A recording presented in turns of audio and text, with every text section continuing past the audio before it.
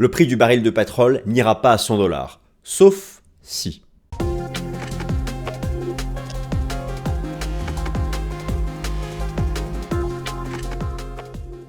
Chers amis, bienvenue à la nouvelle édition du Fast and Forex. Je suis ravi de vous retrouver. Le prix du pétrole en bourse, le proxy du risque géopolitique actuel, du risque géopolitique d'ailleurs en général, surtout lorsqu'il se situe sur le Proche et le Moyen-Orient. Et je vois donc exploser, car je suis fin observateur, les articles de presse financière. Nous annonçons de manière certaine le prix du baril à 100 $, 115 et pourquoi pas 150 $. Chers amis, il faut savoir raison garder. Moi, je vous propose plutôt une autre approche, qui est l'approche rationnelle, l'approche, analytique. Passons en revue tous les facteurs fondamentaux d'influence du prix du pétrole. Vous savez, la guerre entre la Russie et l'Ukraine, l'affrontement armé au Proche-Orient entre Israël et le Hamas, Iran-Israël, les production cuts de l'OPEP, enfin surtout de l'Arabie Saoudite, parce qu'au sein des 12 pays membres de l'OPEP, certains ne baissent pas leur production. Vous ajoutez tout ça, et vous obtenez un pétrole à 87 $, à peine 7 $ au-dessus du prix considéré comme étant le prix d'équilibre, mettant en équilibre demande et offre, le prix des 80 $, celui qui est jugé minimum acceptable par les pays membres de l'OPEP, qui au passage ne représentent que 21% de la production mondiale, donc il ne faut pas non plus qu'ils s'excitent trop. Bon, tout ça pour dire qu'un pétrole à 100 $, il faut vraiment quelque chose. Là, je viens d'additionner toutes les contraintes d'offres, qui sont majeures, et nous ne sommes pas à 100 $. Donc le pétrole à 100 $, peut-être. Techniquement parlant, le signal n'est absolument pas donné, parce que dans cette vidéo, je vais reprendre tous les éléments fondamentaux, tous les éléments techniques.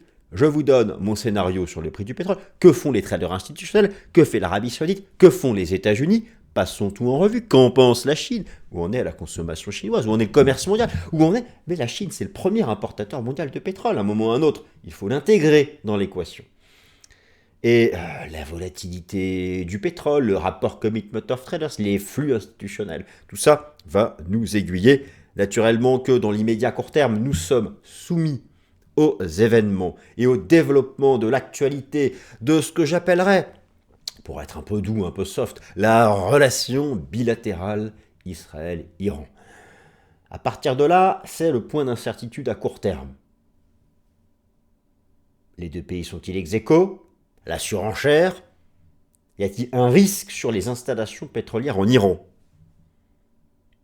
Et sinon, qu'est-ce que l'Iran va faire vis-à-vis du détroit d'Ormuz? Voilà des choses qui effectivement peuvent créer une contrainte réelle d'offre, mais personne n'y a intérêt. Vous savez que même l'Iran, depuis 2 ans, a considérablement augmenté sa production de pétrole et ses exportations de pétrole. Pourquoi? Pour faire du fric. À un moment ou à un autre, le pays ne va pas se tirer une balle dans le pied. Donc ici, nous ne sommes pas ni sur BFM, ni sur CNews, ni sur un quelconque média d'information continue. Donc ça, tout le monde peut s'informer. Là, on va faire un travail un peu plus analytique. Le prix du pétrole n'ira pas à 100 $, sauf si vous voyez donc que je sais moi aussi raison garder et ne pas exclure tous les scénarios possibles. Alors, le prix du baril de pétrole est le proxy ultime du risque d'embrasement géopolitique au Proche-Orient. Voilà 3 parties. Première partie, concrètement, la région, la zone, le pays, y a-t-il un risque? Est-ce que le pétrole à 100 $ peut venir de l'Iran à elle seule ou du Proche-Orient à lui seul? L'état actuel du rapport entre l'offre et la demande de pétrole au niveau mondial, car encore une fois, chers amis, la formation du prix du pétrole en bourse, au-delà de tous les articles que vous pouvez lire qui vous annoncent le prix du pétrole à 200 $, moi, vous savez, ça fait un certain temps, je vais avoir 42 ans, et que je pratique les marchés financiers, à chaque fois qu'il y a eu un conflit géopolitique, tout le monde annonçait le pétrole, et même parfois des gens très sérieux dans des banques. Des banques. 200, 300 $. Le pétrole n'y est jamais allé. Jamais. Ah oui, il a fait des incursions au-dessus de 100 $. Mais donc, j'aime à chaque fois qu'intervient un nouveau conflit géopolitique, et que naturellement le prix du pétrole est haussier, à ce moment-là, j'aime venir en contradiction des articles qui annoncent de manière quasi certaine que le pétrole ira à 200 $. Moi, je vais apporter une contradiction, des petites nuances. Alors, c'est parti. Donc, c'est parti, les amis. On attaque. Prix du pétrole, le baromètre ultime du risque géopolitique. C'est un fait. Mais c'est un fait. Quels sont justement les faits? Les faits sont là. Alors, la petite région ici, qui est sous vos yeux, qui est la couleur... alors, c'est la région chaude du moment. Israël, Iran, le Hamas, très bien. Quelques ordres de grandeur. La production mondiale de pétrole, pour raisonner simplement, la production mondiale de pétrole, c'est 100 millions de barils jour. J'arrondis. D'accord? Donc, on peut raisonner en pourcentage. La région, le Proche-Orient, le Proche et le Moyen-Orient, représentent 22 millions de barils jour. Allez, un bon 21% de la production mondiale de pétrole. Ok, très bien. L'Iran, elle, représente 3,5 millions de barils jour. Et d'ailleurs, sa production de pétrole est en hausse depuis maintenant plusieurs années. J'ai ici le tout dernier rapport mensuel de l'OPEP. Vous prenez l'Iran, qui est passé de 2,5 millions de barils jour en 2022 à maintenant 3,2 millions de barils jour. Donc, l'Iran a tout intérêt, c'est une question d'argent, à continuer de pouvoir transporter, produire son pétrole. Pour produire son pétrole, il faut que ces installations soient en bon état. Il ne faut pas qu'elles se mangent des gros missiles. Bon, très bien. Donc ça, c'est une première chose. Qu'est-ce que pèse l'Iran? N'oubliez pas l'ordre de grandeur. La production mondiale de pétrole, c'est 100 millions de barils jour. Les 12 pays membres de l'OPEP, oui, plus que 12, puisque le Qatar a quitté l'OPEP en 2019, c'est 27 millions de barils jour. Donc, déjà, tous les pays de l'OPEP, c'est 27% de la production mondiale. Mais attention, les pays de l'OPEP sont dans le monde entier. Vous en avez en Afrique, vous en avez en Amérique latine. Donc, si on revient plus précisément au Proche-Orient, l'Iran représente 3,5% de l'offre mondiale. Alors, y a-t-il un risque d'envolée du prix du pétrole? Effectivement, si par exemple des petits missiles, des drones, bon, je ne suis pas un expert géopolitique, mais tout le monde l'est actuellement à la télé, devaient se diriger vers l'Iran et frapper des installations de production de pétrole, cela mettrait en risque donc 3,5% de l'offre mondiale. Les experts géopolitiques, j'ai oublié ce guillemets, les experts géopolitiques nous disent que concrètement 1 million de barils jour serait en risque. Mais ça, c'est dans l'hypothèse d'une escalade. Dans l'hypothèse où Israël viendrait frapper directement les installations en Iran. Ce que, a priori, personne ne veut, ce que personne ne souhaite, en tout cas, ni la Chine, ni les États-Unis. En général, lorsque ces deux grandes puissances sont d'accord, on peut arriver à quelque chose. Après, Israël est un pays souverain. L'Iran est un pays souverain. Ils font ce qu'ils veulent. S'ils veulent se mettre sur la figure, tant pis pour eux, et malheureusement, tant pis pour nous aussi. Bon, ça c'est une chose. Maintenant, élargissons le spectre. Une surenchère, une escalade, c'est aussi le mot à la mode, l'escalade géopolitique. Qu'est-ce qui pourrait se passer? On pourrait imaginer que l'Iran, pour ennuyer un peu tout ce beau monde, décide de venir bouleverser les approvisionnements en pétrole. Alors, la difficulté, c'est qu'effectivement, l'Iran pourrait agir au niveau du détroit d'Ormuz et à ce moment-là, contraindre beaucoup de pays qui exportent par ici, leur pétrole. Et là, effectivement, ça représente beaucoup plus de production sur un bon 20% de la production mondiale. Donc, le risque est ici, et un scénario. Pour moi, je vous ai remis ici d'ailleurs des données globales. Vous avez la production mondiale de pétrole, voilà, c'est 100 millions de barils jour. L'OPEP, c'est 27. La région Proche et Moyen-Orient, c'est 21%.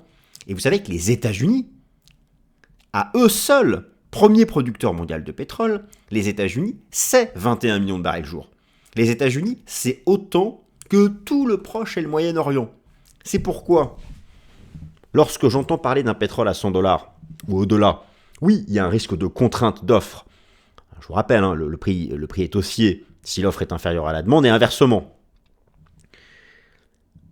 Mais n'oubliez pas qu'aux États-Unis, la production est sur son record historique et qu'elle ne cesse d'augmenter. Et que les perspectives de production de pétrole US sont encore en hausse pour 2024 et 2025. La production est sur son record historique au Canada aussi. Et dans certains pays d'Amérique latine. Donc il n'y a pas que le Proche et le Moyen-Orient.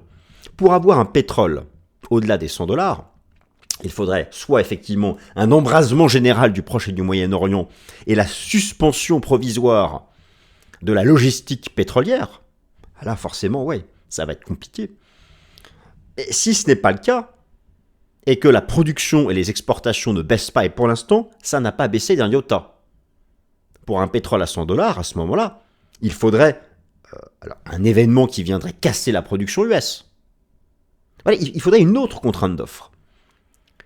Mais à l'heure actuelle, si vous oubliez, si vous mettez de côté la prime de risque géopolitique, au final, le pétrole, ça fait 2 ans qu'il évolue entre 65 et 93. 65, 93, 65, 93. Et il y a un prix d'équilibre à 80 $. S'il y a cet équilibre à 80 $, c'est parce que l'OPEP, elle, a mis en place des quotas de production, des réductions de production. C'est sur un régime de volontariat. D'ailleurs, les 12 pays membres ne jouent pas forcément le jeu. Effectivement, au final, c'est vraiment l'Arabie Saoudite qui a baissé sa production. Mais en face de ça, vous avez les États-Unis qui produisent à fond. En tout cas, donc, c'est le sujet du moment. Et voilà, il faut tout à fait admettre qu'il y a un vrai risque et que le pétrole, s'il devait aller à 100 $, le pétrole, s'il devait à 100 $, alors pour l'instant, il est à 85 $ sur le baril de pétrole US, je vais en venir tout à l'heure à l'analyse technique, s'il devait aller à 100 $, dites-vous bien que la dernière fois qu'il s'y est présenté, c'était au moment du déclenchement de la guerre en Ukraine. Et d'ailleurs, assez vite, le pétrole a reculé. Et dans le sillage du déclenchement de la guerre en Ukraine, vous avez eu un double top ici, avec une ligne de coût à 93,50. Et donc, le marché depuis évolue dans un trading range entre 65 $ et 93,50. Pourquoi 65 $? Regardez, 65 $, c'était le prix juste avant, à l'époque, ça fait longtemps maintenant, janvier 2020, février 2020, l'arrivée de la crise sanitaire en Occident. Et donc, nous voilà, ici, vous aviez eu l'excès haussier de la guerre en Ukraine, l'excès baissier ici de la crise sanitaire, et nous voilà dans cet entre-deux. Donc, au stade actuel, le pétrole continue de balayer ce trading range et évolue donc dans une structure technique qui est davantage neutre. Maintenant, offre et demande de pétrole, la source de la formation du prix du baril en bourse, et c'est là où nous allons arriver aux choses intéressantes. Je vous ai fait un tableau récapitulatif des facteurs haussiers et des facteurs baissiers qui, mis à part la prime de risque géopolitique, s'équilibre actuellement. C'est-à-dire que lorsque je dis que cela s'équilibre, le prix d'équilibre, c'est 80 $. Pourquoi 80 $? Parce qu'à peu de choses près, c'est la médiane du range entre 65 et 95, et c'est aussi le prix que nos amis de l'OPEP jugent minimum acceptable en termes de revenus pour eux. Le prix donc oscille autour de ces 80 $, qui est le prix d'équilibre, et toute la hausse que nous avons depuis quelques semaines au-dessus, c'est la prime de risque géopolitique au Proche et au Moyen-Orient. Cette prime de risque, prime dans le sens où prime, c'est ce qu'on ajoute, c'est la valeur additionnelle, au prix d'équilibre. Cette valeur additionnelle, je vais faire 2 fois la même erreur, est liée au degré du conflit géopolitique. Là, actuellement, si on en reste là entre Israël et l'Iran, c'est déjà intégré dans les cours. Si par contre, effectivement, Israël devait aller frapper directement les infrastructures pétrolières en Iran, là, c'est pas intégré dans les cours. Et minimum, on ira chercher 90-93, et si ça part complètement en sucette, oui, là, effectivement, on aura peut-être le pétrole à 100 $. Mais ça, personne ne veut ça, Mais entre le personne ne veut ça, la diplomatie, et parfois, ça s'emballe et on quitte le champ de la diplomatie, l'histoire l'a prouvé, tout est possible. Donc, ça reste quand même un sujet chaud, et en particulier cette semaine. C'est pour ça que je voulais traiter le pétrole. Mais revenons à des choses plus classiques. La tendance du prix du pétrole en bourse repose sur un principe fondamental simple, le rapport à un instant T, et surtout le rapport prospectif entre l'offre et la demande. Le prix du pétrole est haussier si l'offre est inférieure à la demande. Le prix du pétrole est baissier si l'offre est supérieure à la demande. Le prix du pétrole est en trading range ou à l'équilibre s'il y a un équilibre entre l'offre et la demande. Jusqu'à là, tout le monde a compris. Les récentes attaques entre les représailles, alors représailles par représailles, ça c'est un sujet, je vais m'abstenir moi ici de parler, de donner mon avis géopolitique, mais au final, les événements au Proche-Orient, voilà, on va taper dans la neutralité, ont créé un écartement au prix d'équilibre. Ok, très bien. 65, 93, 50, beaucoup se demandent pourquoi le prix du pétrole ne s'envole pas à 100 $, avec à la fois les guerres en cours et les réductions de production de l'OPEP. Car effectivement, vous le savez, l'OPEP a mis en place, je suis ici sur le tout dernier rapport mensuel de l'OPEP. Alors, lorsqu'on analyse le pétrole, vous avez deux rapports qui comptent. Le rapport de l'Agence internationale de l'énergie, c'est un rapport chaque mois, et le rapport mensuel de l'OPEP. Les deux ont été mis à jour cette semaine. Là, je suis allé vous chercher le rapport mensuel de l'OPEP. Rappelle effectivement que l'OPEP, depuis 2022, pour contrer le ralentissement de la consommation en Occident, du fait des politiques monétaires archi-restrictives pour lutter contre l'inflation, ça nous connaissons ça par cœur, la production de l'OPEP a été réduite de 28 millions de barils jour à 26. Ok. Donc là, c'est un fait. Beaucoup se posent la question de savoir pourquoi, avec les guerres en cours, et ces réductions de l'OPEP, le prix du pétrole ne s'est pas envolé. La raison est qu'il y a globalement un équilibre entre les facteurs haussiers et les facteurs baissiers.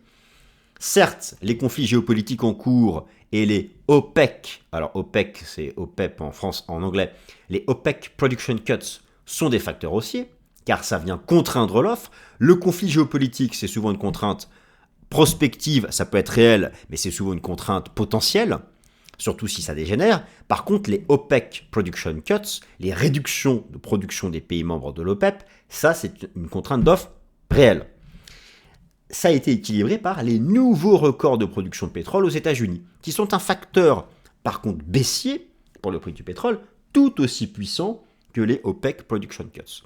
En effet, les États-Unis et le Canada représentent largement davantage en termes de production que la totalité des 12 pays de l'OPEP. C'est 29% de la production mondiale États-Unis-Canada contre 21% pour les 12 membres de l'OPEP. Regardez ici la production de pétrole des États-Unis, 20 millions de barils jour en 2023, 21 millions de barils jour désormais, et les perspectives de l'offre de pétrole pour 2025, ici, aux États-Unis, c'est même encore 2% de hausse pour atteindre quasiment 22 millions de barils jour. 22% de la production mondiale de pétrole pour uniquement les États-Unis. Donc, vous voyez que, alors effectivement, si par contre il devait se passer un événement catastrophique, je ne sais pas, au Texas, le Texas qui à lui seul pèse 5 millions de barils jour, et que là l'offre était contrainte, bon, bah, forcément, le prix du baril s'envolerait. Mais pour le moment, vous avez même aussi une hausse de la production en Amérique latine. Vous avez une hausse de la production de 7 millions à 7,7 barils jour. Donc voilà, ça ce sont des choses qui s'équilibrent. Alors overall, voilà un résumé. Vous avez donc des facteurs haussiers et des facteurs baissiers qui s'équilibrent. Actuellement, il y a un déséquilibre à la hausse parce que vous avez la prime de risque géopolitique qui s'enflamme, mais qui est essentiellement prospective, car comme nous l'avons vu avant, il n'y a pas encore au stade actuel, et souhaitons que ce ne soit pas le cas, il n'y a pas de contrainte sur la production et la logistique pétrolière au Proche et au Moyen-Orient, tant qu'il n'y a pas d'attaque directe sur les installations iraniennes, ou tant que l'Iran ne décide pas de venir tout bouleverser en bloquant par exemple le détroit d'Ormuz. Bon, là aussi, pour l'instant, a priori, ce n'est pas ce que souhaitent les autorités iraniennes. Facteur haussier, donc pour le prix du pétrole, les réductions de production de pétrole de l'OPEP, et encore, attention aux dissensions entre les 12 membres. Certains, je vais vous remontrer ça, ici lorsque vous allez dans l'offre, vous avez donc 12 pays membres de l'OPEP, ça c'est un peu plus loin dans le rapport, oui. Moi je me suis un peu tapé la lecture de tout ça, et donc vous avez ici un peu plus bas, voilà, vous avez le tableau pour l'OPEP. Vous prenez par exemple, alors regardez comme c'est intéressant, l'Iran, elle a augmenté sa production parce qu'elle va augmenter ses exportations. Le Koweït, lui, les a baissés. Le Nigeria, lui, les a augmentés. Vous avez ici un certain nombre de pays qui les ont augmentés. Le Venezuela a augmenté de 20% sa production de pétrole. Mais au final, c'est vrai que c'est l'Arabie Saoudite, le gros du morceau, qui est passé de 10,5 à 9 millions de barils jour. Donc voilà, mais il y a quand même des dissensions au sein des membres de l'OPEP. Bon, la prime de risque géopolitique est un facteur haussier. Les perspectives de croissance économique en Asie, Afrique et Amérique latine sont aussi naturellement un facteur haussier pour le prix du pétrole. Ça, voilà, tout le monde a compris. Et lorsque vous regardez les perspectives, alors cette fois-ci, vous pouvez aller voir les données ici de la demande, les données de la demande anticipée donc pour 2025, pour le prix du pétrole. Eh bien, en Europe et aux États-Unis, c'est complètement atone.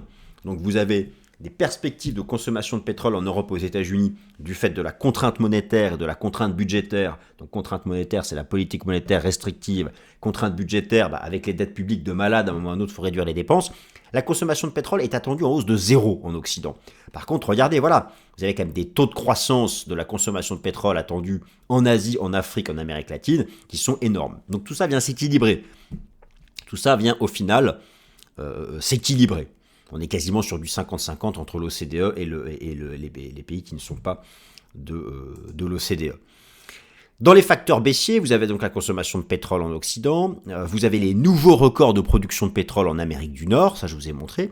Vous avez dans les facteurs baissiers aussi la contraction du commerce mondial. Effectivement, vous avez encore, et c'est en grande partie parce que le commerce extérieur chinois ne s'est toujours pas n'a toujours pas repris son momentum après la fin de la politique de zéro Covid. Vous savez que l'économie chinoise a encore des difficultés, malgré le soutien monétaire et budgétaire massif. Regardez ici, le taux de croissance annuel du commerce mondial, nous sommes toujours sous zéro. Et pour être plus précis, la Chine est le premier importateur mondial. Je vous ai remis ici le taux de croissance annuel des importations chinoises. Ça a énormément de mal. Il y avait eu une lueur d'espoir en fin d'année. Ça revient négatif. La Chine est le premier importateur mondial de pétrole. Mais ils ont encore des difficultés structurelles à résoudre. Le consommateur chinois n'a pas récupéré confiance depuis la politique de zéro Covid. Le secteur financier, le secteur immobilier est surendetté, il y a des difficultés, bon, il y a eu la surconstruction, enfin on ne va pas parler de la Chine en détail, mais dites-vous bien que à l'heure actuelle, il y a des facteurs qui sont baissiers sur le prix du pétrole, et c'est d'ailleurs pour ça que, si vous voulez, s'il n'y avait pas, pour résumer, s'il n'y avait pas la prime de risque géopolitique, ça fait beaucoup de si, mais voilà, si nous vivions dans un monde en paix, voilà, un monde de bisounours géopolitique. Le baril, il sera à $50. Bon, allez, on va dire 65, parce que si je dis 50, on va encore dire que j'ai dit n'importe quoi. Il sera à 65, dans le bas de son range.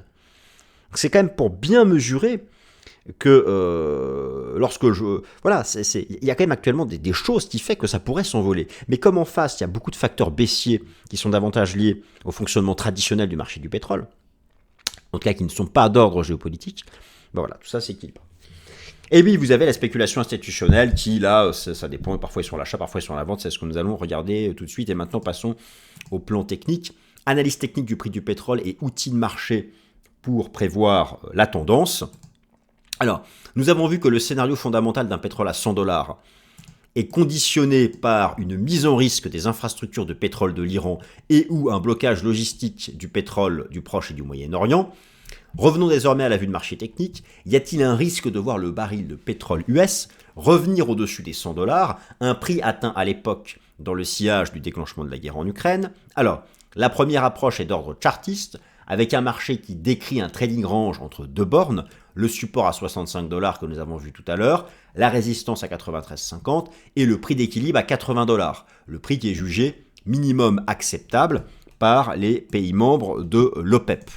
Donc, les $65 qui étaient le prix ici avant la chute de la crise du Covid, les 93,50 qui sont la ligne de coût du double top qui a été fait dans le sillage du déclenchement de la guerre en Ukraine, et donc désormais nous sommes ici dans cette phase latérale. Alors la seconde approche, elle est d'ordre fractal.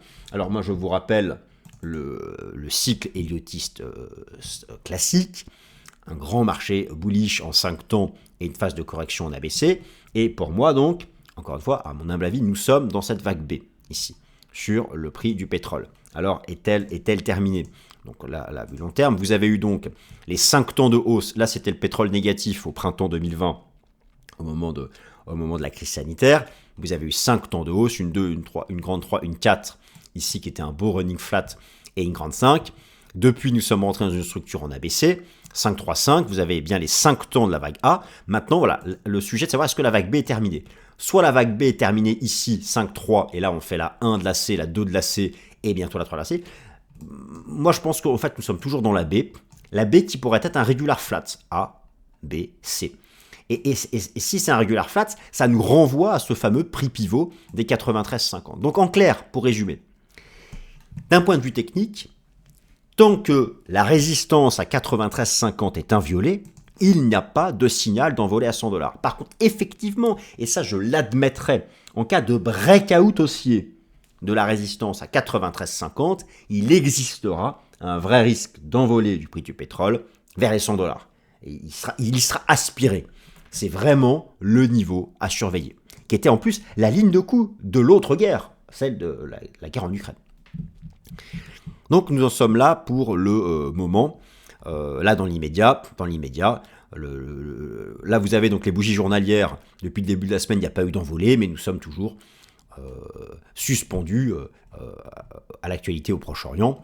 Et il n'y a pas encore de cassure de support ici en données journalières. Alors, il y a un écart Tenkan-Kijun ici à surveiller, mais bon, je pense que l'analyse technique court terme, on peut la mettre de côté, sachant que c'est la géopolitique qui va décider. Mais en cas d'apaisement entre l'Iran et Israël, il y aura un retour au prix d'équilibre des 80$. Dans le cas contraire, le marché ira attaquer les 93,50. Alors justement, que font les institutions ? Est-ce qu'on peut essayer d'être un peu plus précis ? Nous pouvons regarder la mesure de la volatilité du prix du pétrole sur le CBOE, et nous pouvons aussi regarder le positionnement des traders institutionnels sur les contrats à terme pétrole. Car oui, la demande financière à travers les contrats d'options, les contrats futurs, a un impact sur la formation du prix du pétrole. Alors, je peux déjà regarder la volatilité du prix du pétrole et noter que cette volatilité est en train de faire un rebond sur ce support. Et à l'époque, lorsque la volatilité du prix du pétrole avait rebondi mi-septembre ici sur ce support, eh bien, cela avait été l'indication de l'entrée dans une phase de baisse du prix du pétrole. Donc, nous avons ici des signaux sur la vol qui tendraient à indiquer que le pire serait évité sur le prix du pétrole. Mais là encore, ce sont des indicateurs dérivés des prix. Et que pèsent les indicateurs dérivés des prix vis-à-vis de l'actualité géopolitique. Mais en tout cas, c'est à noter, ce n'est pas anodin, un rebond sur ce niveau de la vol du prix du pétrole. Maintenant, que font les traders institutionnels ? Vous avez pour ça le rapport Commitment of Traders de la CFTC. Je suis allé donc chercher le tout dernier rapport. Alors, les données remontent malheureusement à mardi dernier, c'est-à-dire que ce sont des données qui n'incluent pas les événements qui ont eu lieu dans la nuit de samedi à dimanche, mais tout de même, vous avez, lorsque vous regardez la position nette des money managers sur le contrat futur WTI, un trading range, ici de position nette. Et la position nette avait tendance à remonter. Donc, tant qu'elle est en fait entre ces deux bornes basse ici et borne haute, il n'y a pas d'envolée du prix du pétrole. Mais si vous voulez, ici, c'est à peu près la traduction de la résistance à 93,50 sur le prix du pétrole. Et effectivement, là, pour l'instant, cette position nette remonte. Il va falloir attendre ce vendredi. Pour avoir la mise à jour du rapport de cette courbe. Et ce vendredi, ce sera les données de mardi. Donc, mais au moins, ça intégrera les événements qui ont eu lieu donc, dans la nuit de samedi à dimanche. Donc, c'est un peu tôt pour pouvoir les utiliser. Elles sont toujours en retard, c'est un peu compliqué. Mais voilà, je vous en ferai le topo. La semaine prochaine. Donc, retenez que au stade actuel, et malgré tous les enjeux du moment, nous sommes toujours dans une phase latérale, mais que le vrai risque d'emballement du prix du pétrole, ce serait de casser à la hausse les 93,50. Pour l'instant, ce n'est pas le cas. Voilà, chers amis, j'espère que ce topo sur le prix du pétrole en bourse, en lien avec l'actualité géopolitique, vous a intéressé. Si c'est le cas, merci de me mettre un petit like, merci de vous abonner, merci à tous, merci de votre confiance, et passez une super semaine.